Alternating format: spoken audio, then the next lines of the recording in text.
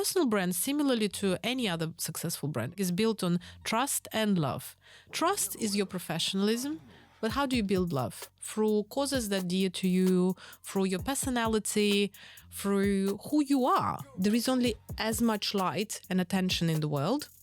And if you don't take it, somebody else will take it.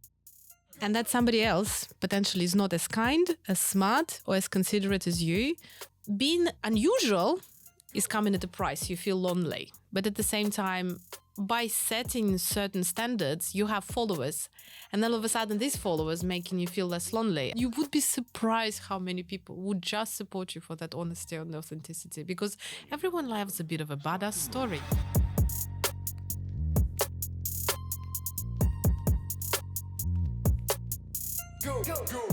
Hi everyone, and welcome to Shameless Careers. Today's episode is about how to create a powerful personal brand that can help you build a fulfilling career, whether you're in a corporate, thinking of doing a career pivot, or starting a side hustle. I will be discussing these topics with Maria Macdonald. Maria is the founder and director of Court Comms, an agency providing public relations and communication services, including branding and strategic marketing, for premium lifestyle brands and impact tech. Maria has worked with an impressive range of brands, such as La Mer, Jo Malone London, McQueen's Flowers, and Aveda. Thank you so much, Maria, for being here with me today. Thank you. Thank you for inviting me. So before we go into use cases of how to build a brand, if you want to progress within the corporate or if you want to start a side hustle, we'll touch upon specific use cases. Let's start broad. Why, if you have a high achiever in front of you, why should they focus on building their brand to build a successful career? And why it's almost like a crime to not do it? I'll start with the crime bit because if you have an expertise, right, and you have this amazing, compendium of knowledge, you have to share, because everything that we know in the world is coming as a result of sharing. Cross-cultural, cross-domain pollination is creating amazing projects and amazing things. So if you have the knowledge, I think it's your duty to the world to be able to educate somebody, to bring that knowledge. But secondly, people in high positions, such as, for example, American administration right now, are coming to power exactly because they don't have shame about communicating their amazingness, right? Speaking about podcast name Shameless Careers. I think that there is a lot to be said for the fact that there is only as much light and attention in the world. And if you don't take it, somebody else will take it. And that somebody else potentially is not as kind, as smart, or as considerate as you. So when good and qualified people are silent in social media, in their careers, I believe it is a crime because they're giving that spotlight to somebody else. I think that it's just important because you never know how your career progresses. I always perceive career as a quest game, when you don't have to shoot and to fight anyone, but you have to talk to as many people as possible, to find as many leads as possible, to understand how you can connect these leads and create something amazing with it. And what are the common misconceptions that people have around brand building? And what do you think is holding so many people back from proactively doing it? That one of the things, especially on LinkedIn, is the fact that it's oversaturated. Everyone is an amazing guru, evangelist, and what's not. And that constant imposter syndrome is very relevant to even amazing professionals that I met in my life. Even they have that as one of the concerns. What do I have to say? Am I adding something valuable to the conversation, or am I just jumping on a trend or trying to have a popular LinkedIn just for the sake of having a popular LinkedIn? And then secondly, it's the fact that nobody knows where to start usually. Sometimes it's really hard to understand who you are and what you should push for. And this is where external evaluation comes in handy, or your understanding of your end goal, right? It's that internal conversation you have to have with yourself. What am I doing with this? And is this PR thing actually a tool for me to achieve things? And speaking of goals, how should someone think about the end goal of building a brand? What should this end goal look like? I have a brilliant friend. She's a brand strategist. The way she recommends to think about it is to imagine the magazine that you really adore and respect for professionalism, and imagine yourself on the cover and imagine, okay, what the cover says, So What is it about you? Did you transform someone's life? Did you save children? Did you create a new branding tool? Did you revolutionize AI? So what exactly is there that you would consider a pinnacle of your success? So probably one consideration is having some strategy behind it. Like you need to almost envision what is this next step that you want to take and roll up this communication to that, right? In some ways, but then when you say strategy, it can be quite intimidating. You say, oh, there should be a strategy about your personal brand, and you don't even know where you're starting. So all of a sudden you feel intimidated. Okay, I have to have a plan. And plan can be, and this is again another superstition about strategy, that you write a strategy and it's forever. It's not. So your strategy for the first year of building a personal brand would be, okay, I'm growing number of my followers to 3,500. That's it. And this is exactly what you do. No big strategy, no big va-va-voom idea. Just start doing something, because by doing something, you learn something, you see what is getting the reaction that you expect, and then you can push for it. And then you can build a strategy around this, what works. Because sometimes there is another conversation that comes into place, and then all of a sudden that strategy is no good for you. You have to have that flexibility of mind to be able to pivot and change with your strategy as well as with your career. So we've spoken about the strategy. How about the more softer aspect of personal brand, which is authenticity? How important is it to be authentic? And if you compare saying the right thing that's very strategic versus being authentic, what's more important? I think the best strategies are coming from authenticity. Because everyone else's place is taken already. By looking up to somebody too much, you actually are limiting yourself, because there is a maybe amazing journey in front of you, but you don't know about it if you just follow in somebody else's footsteps. Being unusual is coming at a price. You feel lonely. But at the same time, by setting certain standards, you have followers. And all of a sudden, these followers making you feel less lonely. I give you an example. I fell pregnant second time. And by the time I was 7 months pregnant, I was looking for a job to top it up with my agency. And I found an amazing role of a strategic accounts director at Hypervision, the world-leading holographic solutions producer. And I was 7 months pregnant, going to meetings, seeing people, attending conferences. And, I didn't see many women in tech being heavily pregnant doing this. And then at the same time, later on, it transpired that somebody else in the company was pregnant as well. And I said to her, look, you're so badass. I didn't even know that you're pregnant. This is how full on you were in the correspondence and calls. And I didn't see your bump. And she said, yeah, but my inspiration were you, because I was looking at you doing this at 7 months pregnant. And I was like, okay, calm down. You can do this as well. Look, there is somebody else doing that. It's fine. And that broke that sense of loneliness in many ways. So be yourself. As I said, everyone else's place is taken. And you shouldn't be ashamed of yourself. Sometimes in my career, I was trying, especially working in a corporation, you see all these high achieving, successful women.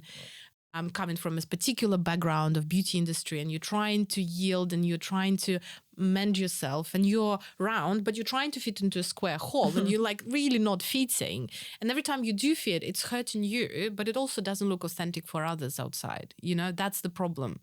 You think you look authentic because you're trying to fit in, but they think you're not authentic because they see you struggling. And again, it's a lonely place sometimes not to fit in. But you have to do this if you want to be authentic. Yeah.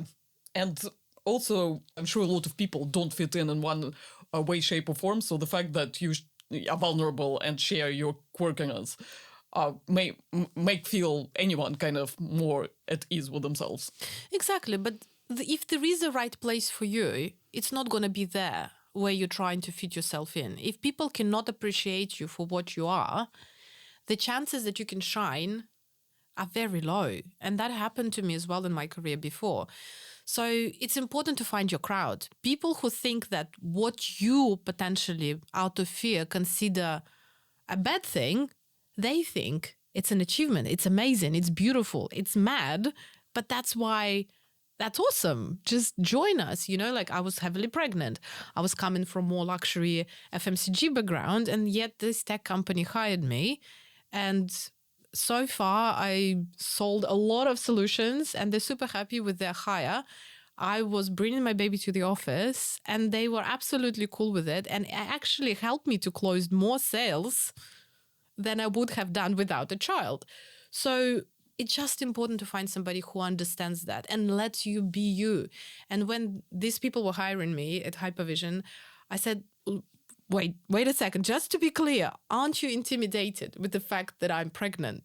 They're like, no, because if you think you can, why should we tell you you cannot? Like, if you think you can, right? And it was so refreshing. Yeah. So let's start with the first use case. Imagine a high-achieving professional in a corporate setting who wants to stay in a corporate and just get more opportunities within this corporate setting. Yes. Maybe let's start from basics. On the one hand, you can argue, okay, this person is already employed, have a career, like, why should they think about their brand? So let's reiterate why even in this circumstance, it's important to proactively invest into your brand. That's a great question. And I think that it comes with an understanding that corporate environment is very hierarchical, A, and B, very political. Similarly to Conclave and newly selected Pope, they have their own selection processes that are not visible to a lot of people. So I think that it's very important that you should send signals to the outer world, even inside the corporation, saying that A, you're ready for a different challenge. B, you are very open-minded to maybe shift within the organization horizontally or vice versa, that you are trying to build a management case where you're capable of managing more and even progressing vertically as well. So sending a signal is crucial. You know, there is a perception sometimes that if I'm a good professional, I will be noticed. Look, in the world saturated with information, it's not about you being awesome and then being bad for not noticing it. It's all about the saturation of information inside the company, outside the company. If you don't say that and you don't communicate it clearly, how somebody else can guess that this is what you want? That's obviously what is PR doing for you and your personal branding. And what are the tactics to over-communicate your brand internally? Talk to your manager, obviously, which sometimes doesn't end necessarily successfully because there is, again, politics. If you want to become a high C-level manager, there is obviously probably a manager in between that also wants the same role, right? So if you're lucky and you have a nurturing environment, it's fantastic. And then you have that person coaching you and guiding you. However, if you feel like, okay, I'm here on my own, this is my game, then sometimes the best way is actually to approach even the comms department within the corporation. And there is one, believe me, if it's a big corporation, and you can voice your desire to be more vocal, whether it's going to be through your personal achievements and your personal journey that you again have to communicate and say, look, if there is no support from the company, I'm happy to do that on my own. However, I am respectful of the framework that it needs to be done within. So give me this guidance of what am I allowed to do and what I'm not allowed to do so I can do it myself. Or vice versa. They can say to you, look, amazing, we're building employer's brand. We would really love you to participate in this, that. And they actually can build a journey for you. And you've mentioned to me earlier that a lot of companies are investing in specific superstars within their employee workforce to help promote their brand. So can you tell me a bit more about that? If you have a really successful person in a certain role, and then you obviously as a company have a goal to become the most sustainable company in your sector or the most female empowering company in your sector, by choosing that champion that you would put in a spotlight, you have that employer brand enhancement that you need for overarching strategy of your company. But by this, you also empowering this individual, right? And in my case, I had two women, very successful, very different companies, where the third party agency was hired to build their LinkedIn and personal branding and personal PR. Simply because they wanted to showcase how amazing they are as a workplace. They wanted to champion diversity, to champion female empowerment. So this conversation with corporate comms may be even unexpectedly positive and they may even be interested to push you forward. Absolutely. So I think that, again, being vocal, right? Yeah. Come to the relevant departments, talk to them, what worse can happen? They can say, no, look, we are not interested in promoting you particularly, but maybe if you have 5,000 followers on LinkedIn, come back, And then all of a sudden, here you go. You have your little strategy for a year where you need to gain 5,000 followers, and here you are. I also think it's important to go externally with your brand because this is something that stays with you, right? No matter what. And I think it's just an asset that you're investing in for the long run, right? Exactly. Building your own voice can actually help you to even have that social capital. It's not necessarily the money that you need sometimes. You need connections, you need networking, you need trust. And then by building your personal brand, you are building that voice. And as an example that I gave you before we started the podcast, there was an amazing guy who had a podcast about technology, was super interesting, was doing a very thorough research, as really interesting guests. And he ended up building so much trust that he opened his own VC fund, just collecting the money from his listeners, which I think is an amazing example of how personal brand worked. And personal brand, similarly to any other successful brand, I think is built on trust and love. Trust is your professionalism. But how do you build love? Through causes that are dear to you, through your personality, through who you are. And what are the common mistakes that we haven't touched upon that people make on that front? So we spoke about not being vocal, not being authentic. Is there anything else that people get wrong when trying to build their personal brand? Very fresh AI. AI is there to help, but it's there to help you, for example, to break the fear of the white paper, right? When you're looking at the things you have to do and you don't understand where to start. It's there to help you, to guide you, just kickstart it, do this to begin with, and then just pushes you.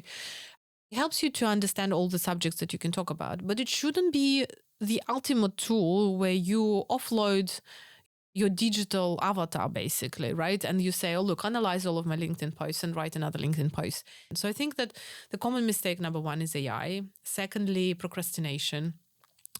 Thirdly, when you know the rules of the game, you can get really disheartened by the game.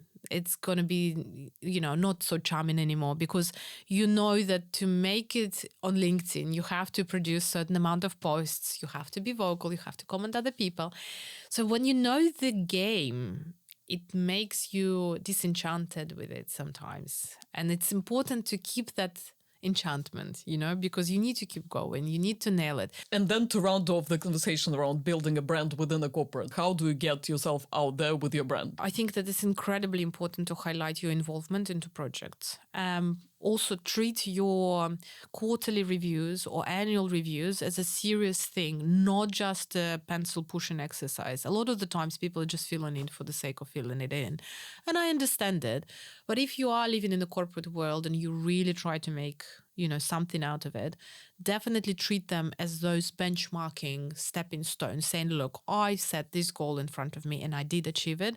Being vocal. If there is a thank you email from a client, send it out to your bosses, send it out to people who were involved in this project.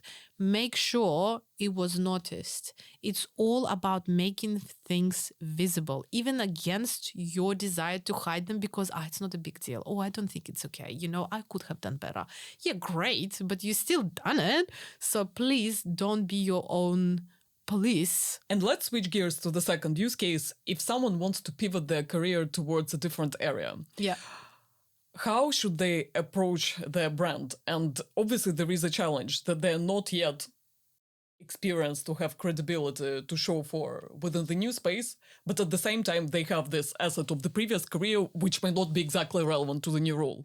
So what's the best practice around coming up with a coherent story that would not throw away the old experience, but at the same time show that the person is ready for the new role? We are in a major shift of hard skills to soft skills. I think that previously that was always looked upon as something unexpected, or people would know, like, you have a high level role in that industry, but are you starting from scratch in the new industry? Is it, transferable, the skills that you gained? I think luckily, especially for the manager in high roles, soft skills are becoming the super transferable skills, but also super sought after skills. And this is where the career change can be super successful. And you just have to understand, okay, which are the skills that are from the previous job that can help me in the new job. For example, if you are employing people, you're managing people, you can bring the best out of them. You're a great team builder. Doesn't matter which industry you're in, right? Because you will be able to transfer that skill of getting the team together, understanding who you want and who you need into a different industry. And how does this translate into LinkedIn? How should they think about formulating the description, their past experiences to make sure that they are actually considered by people in this new industry? Important to understand is how you write the bio, right? Usually people don't go further than the bio. So it's great to have that really extensive list. And I think the mistake that many people create is that they fill in every single role they've ever done in their life, going down to, I don't know, furniture factory assistant when they were 17, and you're like, you don't have to put it there. It's okay. Again, it's all about being flexible and understanding, okay, which roles do I have to highlight and which roles do I have to send dormant? It's not because you're not proud of them, but it's again because you want to highlight a certain expertise in your career. And in the bio, you just have to look, I'm bringing the wealth of expertise in blending these things, right? And I think that is something that is a definite fact. And I actually saw it on LinkedIn, funnily enough, the other day. There is funny stats that showing that the highest ranking managers in big companies are usually the ones that are coming from a very diverse background. Exactly because they can connect different impact that other departments have on the performance of the company or the performance of the brand. And they know which side of things can be performing better, can actually stall the whole project, so they know where to push and how to find the right answers. So doubling down on soft skills, finding synergies between different experiences that you Correct. have had to create this bio that would sell yourself as a perfect candidate, and not just a traditional candidate for the new industry, but someone who can add something completely new from their past experience to this new field, right? Definitely concentrate on soft skills. Concentrate on some experiences that are transferable, as I said, for example, manager, leading the team, exploring new avenues, doing innovation, and then just describe, what exactly you can bring to the table. Sometimes it's beyond the skill set. And just be very open in this bio. Again, don't be ashamed. If there is an achievement that you're really proud of within your industry, talk about it. Because, as I said, there is a huge trend now on hiring from other industries. For example, hospitality industry really loves people from Nespresso. Nespresso sales managers are really sought after in other industries because of the way they trained. It's really funny, but beauty industry has a lot of Nespresso people in it. Wow. Bizarrely enough. Or fashion industry constantly steals beauty people, and beauty people constantly steals fashion industry people. Exactly because of the way how they think differently, or they're more fast-paced. Think of it, beauty is very fast-paced. Some fashion brands are very slow-paced, but they want to bring that mindset of moving fast and being high achievers to the table. So they hire from beauty, and vice versa. Fashion sometimes takes longer, more sustainability focused, more exposed to scrutiny, and is more celebrity driven. So somebody from beauty stealing somebody from fashion when they want to bring that to the table in their company. So by highlighting this in your bio, you are matching with the need of a particular company. Let's move to use case number 3. If someone is employed but is running a side project. For example, imagine someone from a very traditional industry, like a lawyer who is running a side hustle around, I don't know, lunch boxes for pets or whatever. So how should they approach their personal brand? Should they choose whether they're promoting themselves as a corporate person or as a new founder of the new business, or should they try to integrate it? How should they think about it? Especially if these areas are very, very different from each other. There is a really amazing fashion influencer, Lisa Marinelli. She is a lawyer, a corporate lawyer, high, position, very serious job. And she's a fashion influencer. That is actually making it also a side hustle, effectively. And she's also a mom. So having it all. And at some point, influencing became a definite part of her life, and it's actually bringing her money because obviously she is really sought after. People want to onboard her as their influencer, as an agency. So how did she do this? The secret is channels. Because not everyone is following your every channel, it's important to understand, okay, on LinkedIn, I'm this person. On her LinkedIn, she's that corporate lawyer, right? Super successful, closing cases, attending conferences, signing deals. That's one persona. She doesn't post her fashion posts there, right? So she keeps them for Instagram. So Instagram is her channel where she combines the roles and they look organic because obviously being a lawyer, she has a highly paid job and she can afford really expensive brands. And all of a sudden that funnels into her career as an influencer because she can afford these beautiful brands. She can showcase them. She's also a mother there. So on her nursery run or like a school run, she's saying, oh, this is my latest school run look, And that looks absolutely organic. And she can combine all these roles because it's a relevant channel where people expect you to be a bit more personal. So coming back to your question, it's okay to be all these things. You shouldn't be ashamed of it. Remember, like in the phone, you usually write down somebody with a special note about them, right? If you meet somebody, say John, and you're like, oh, John is a lawyer, like John lawyer, right? You wouldn't write somebody like this. But if John tells you, I also do in pet food, lunch boxes, you're like, okay, John. Pets. and you remember that person for that, like it's super fun. It's quirky. It's unusual. You're like, why did you do that? It's a conversation start. All of a sudden you want to find out more about that. Let's make the case more complicated because I know a lot of people look for clients for their businesses on LinkedIn. If this person still has to promote themselves on LinkedIn, should they pick a side hustle? Should they try to integrate it? It's just about the authenticity. If it is something that you do and this is taking your time, it's definitely worth sharing. You have to understand what would be the ratio. So when in our company, in my agency, when we do social media programming and planning, we understand that there is only a certain amount of posts that will be dedicated to a certain cause. So for example, say 50% would be product driven. 30% will be company driven. 10% will be cause driven. So for example, this company is really passionate about sustainability. So we will talk about sustainability 10% of the time. And then 10% of the time, you leave it as an editorial calendar, Easter, Christmas, special occasions.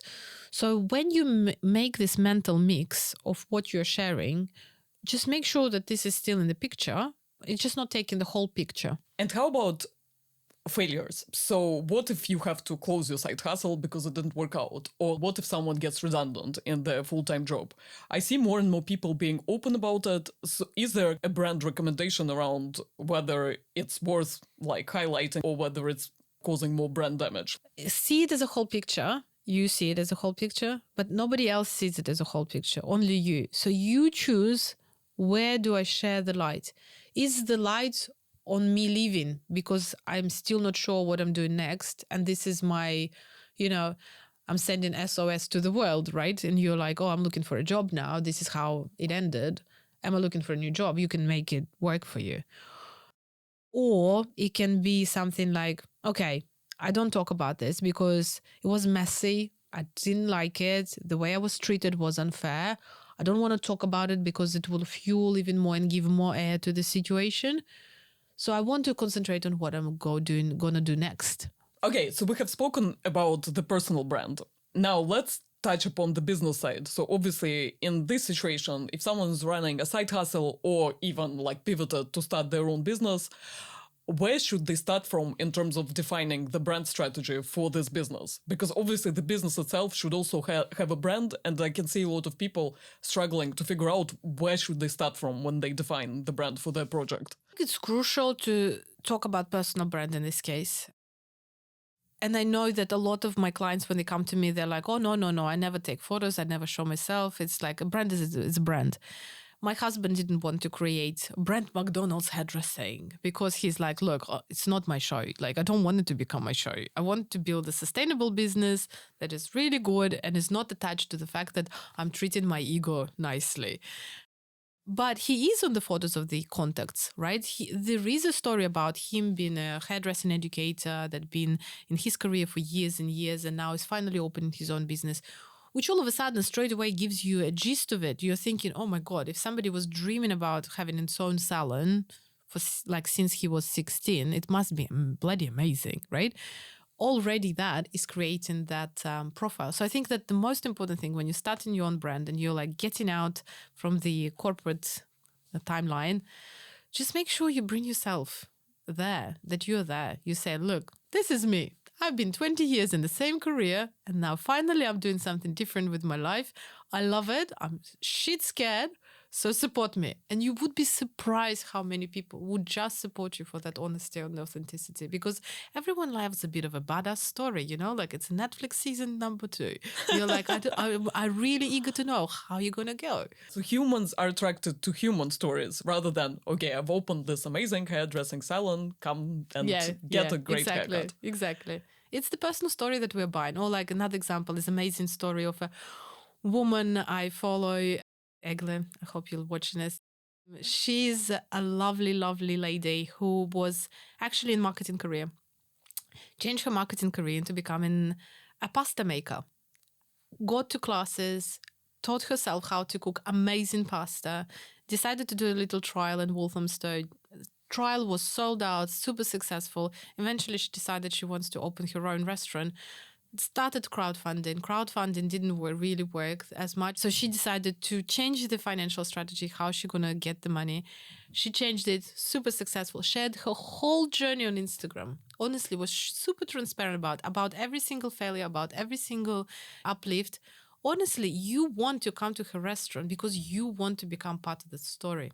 Wow. You know, you want to come there because you're like, you know what? I've seen it. I was observing it.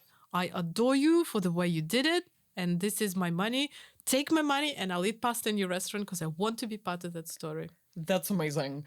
Oh, and how about strategic stuff? Like, you obviously need to think about your target audience and what do they want? What should a new founder know about how to think about all of this technical stuff when it comes to brand strategy? To begin with, try everything. The reason being is that when you're two-faced about how we're going to start it, sometimes you can lose time, B momentum, C, you can get stuck in the nitty-gritty of it, and you can start hating the game even before you started playing it. So have fun. Be happy about what you're doing and just explore it as a child. You know, like as a child, when you start something new, you don't overanalyze it. You just do it. Like I started taking my son to martial arts. He feels a bit intimidated, but the other day I saw him. He's just watching another girl doing the moves with the martial arts and he's trying to repeat it, you know? So all of a sudden he's doing something of his own that is building his skill set to become a martial artist. And he's not fazed about it. He just monkey see, monkey do. Monkey see, monkey do. Don't overanalyze it. That's the best advice I can give. Try everything to begin with to see what's working for you. Some people are great, for example, if we're taking LinkedIn, with videos. They're really amazing with video content. Some others are great with copy. Some others are much better when they participate in all events and they're adding themselves as a LinkedIn person who is taking that class somewhere, or webinar, right? Because you can mark yourself as participating or the one who organized it. So just find your groove. Find what makes you feel organic. Yeah. Don't push yourself, because if you push it, you start hating it. If you start hating it, you will stop it. And we haven't touched upon media engagement. Do you have any tips of how a standard person without an agency can engage with those? Or is the only way to engage with media and build your brand there through agencies? Not at all. There is a platform called, for example, Quoted, or there is a service called Help a Reporter Out, which is HARO. You can register there. Well, with Haro, you can register your email there and receive notifications about a certain industry, journalists looking for a certain comment, and you can just reply and try it. And then the other thing, the Quoted one, you can register yourself as an expert. And when journalists are looking for a particular expert, they can find you in the database and they can even reach out to you. But the thing is before, journalists used to hang out a lot in Twitter. Obviously, with Twitter changing hands and changing the strategy, there is a massive exodus. So a lot of journalists are hanging out in Threads. Some of them are still on Facebook. A lot of them are on LinkedIn. So just, again, be vocal in these platforms. If there was one piece of advice that you could share with people around building their own brand, what would it be? Just start doing it. Stop overanalyzing and just do, you know? As Yoda said, you either do or you do not. There is no try. You just do it for fun. Just enjoy it. Thank you so much, Maria. Loved our conversation today. Thank you.